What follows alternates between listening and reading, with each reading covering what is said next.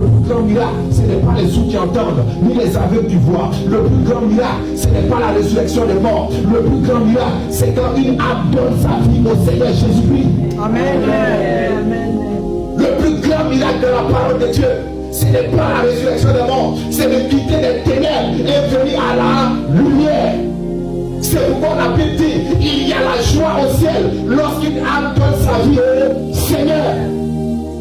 On n'a pas dit que lorsqu'il y a les guérisons, le ciel danse. Lorsqu'il y a les miracles, le ciel danse. Non, on dit quand une âme se répand, qu'elle vient au Seigneur Jésus, il y a la joie au ciel. Amen. Ça, c'est le plus grand miracle.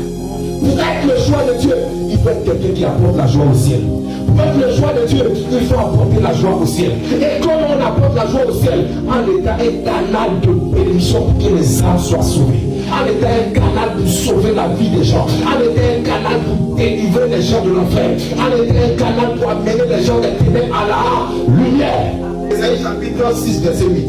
J'entendis la voix du Seigneur disant. Il dit, j'ai entendu la voix du Seigneur disant. Qui enverrai-je? Qui enverrai-je? Et qui marchera pour nous? Qui marchera pour nous? Je répondis. Je répondis. Me voici. Me voici, Seigneur. Envoie-moi. Envoie-moi. Vous voyez, Esaïe, Dieu se révèle. Qui enverrai-je? Qui marchera pour nous? Et il répond, Seigneur, me voici, envoie-moi. Vous pensez que quand Dieu lui pose la question, Dieu n'a pas de réponse? Dieu ne sait pas.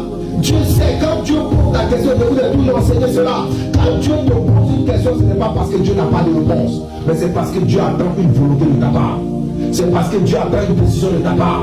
Dieu regarde Adam dans le jardin. Il dit, Adam, où es-tu?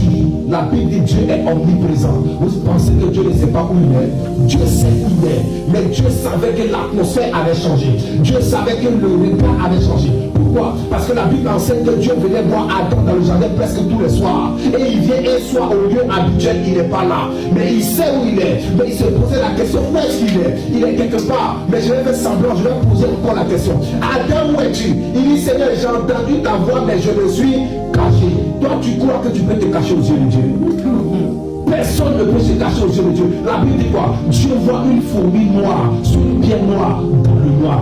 Quand Dieu pose des questions, c'est parce que Dieu veut une question de ta part. Dieu veut une réponse de ta part. Dieu veut une action de ta part. Dieu veut que tu prennes tes responsabilités. Parce que Dieu sait qu'en prenant tes responsabilités, tu es capable de pousser son plan à l'œuvre. Tu es capable de pousser ses décisions à l'œuvre. Tu es capable de pousser son action à l'œuvre. Parce que Dieu travaille avec les hommes au milieu des hommes.